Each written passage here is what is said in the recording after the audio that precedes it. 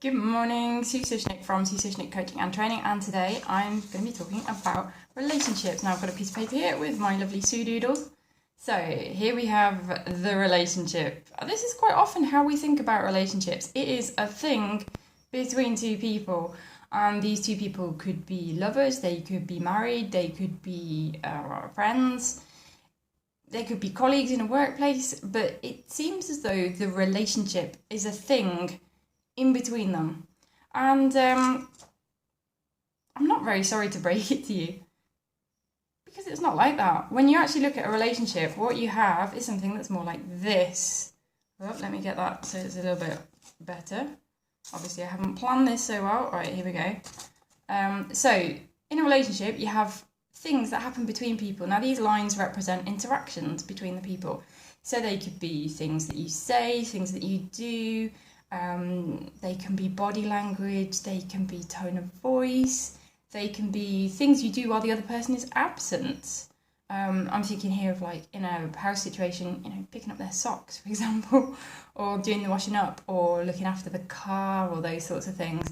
In a workplace situation, it might be, offering to get somebody a cup of coffee when you go for yours, something like that. And I've drawn the kind of ideal relationship here.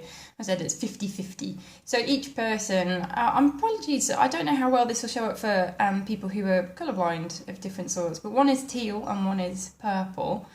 And I've kind of drawn it that it's roughly 50-50. So that means 50-50 in terms of effort and initiation and how much energy each person is putting into the relationship. So that's how we often think of it, and that's a more realistic kind of idea of an ideal sort of relationship. But life, as we know, is not like that. Life is quite often more like, I'm going to fold the paper, it's going to make it more manageable, isn't it? Here we go. You can tell I've done this before. Right, here we go. So this is more often how relationships are. They are out of whack.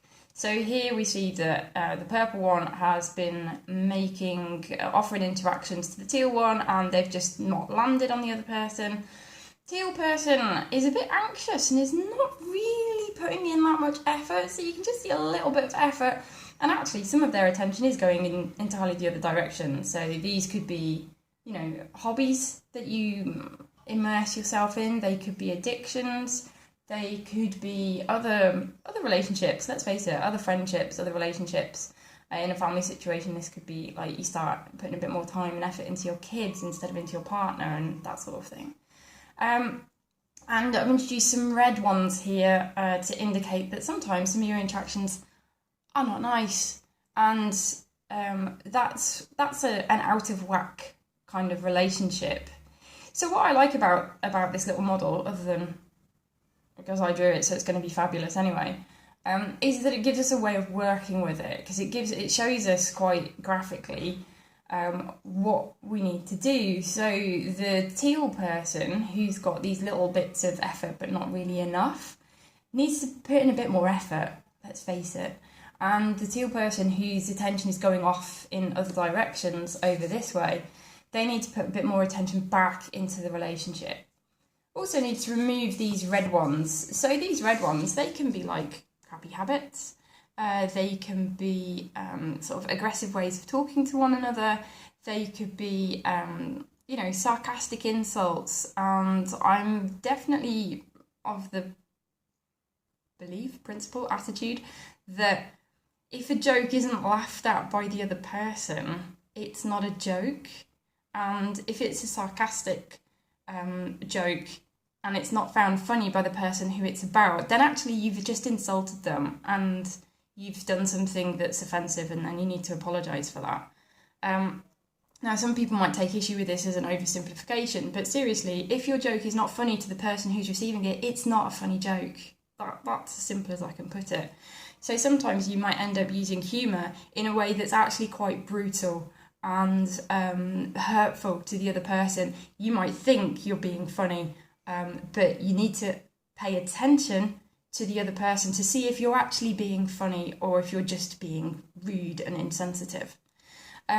So that was a little diversion about humour, there we go. So where was I going? So those red interactions need to be taken out of the equation.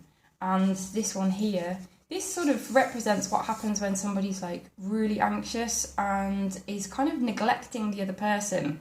And neglect is basically not paying attention to the other person. So you can see that the purple one's efforts to connect with the teal one are just not being received. There's almost like this force field shield around the teal person here. That the efforts for the purple person to connect, they're just not landing. And that's because the teal person's attention is off somewhere else. So they need to kind of refocus and pay attention to the other person in the relationship. And this is across the spectrum of interaction. So what I mean by that is that we interact with people physically. Depending on the type of relationship, of course, it's how you are in a space with each other, how you walk around, how you close doors or slam them, or it could be the other way around, and you find yourself tiptoeing on eggshells and things. And if anxiety is a thing for you, then I'd say look somewhere to get some help with that anxiety, because it's probably not just in the relationship that you're bothered about, but it's probably something that you've been experiencing in lots of different contexts, and it's quite possibly got some deep roots that you really can go and dig out if you want to. You don't have to, but it's like dandelions, isn't it? If you don't dig the dandelion out by the root, you're going to have dandelions on your lawn. They're just going to keep coming back. So if you want to get your anxiety out by the root, then you need to go and do that work. That's it, basically. It's kind of simple, direct, but there you go, a bit blunt. And that's what I wanted to share with you, because I think from that, you'll be hopefully starting to think about your relationships and how close you are to the kind of the 50-50, and what kind of interactions are you actually having, what ways of relating, what strands of relating have you got with the other person in your relationship, and are they positive? Are you actually connecting with each other? Or are you missing somehow? Or are you just like not actually connecting? When you've got a long history with somebody, then your older connections still hold.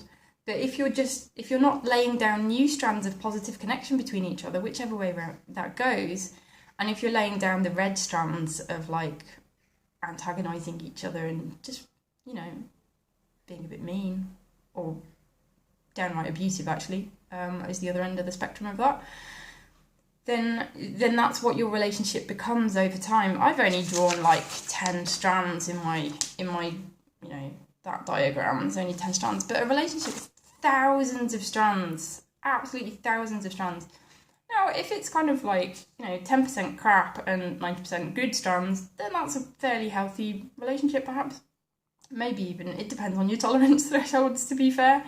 But the more you can do to eliminate the crappy strands and to build good strands, whatever that looks for your relationship, whatever that looks for the two of you, because what works in your relationship might not work in somebody else's, because you're who you are and the other person in the relationship that you're concerned about is who they are.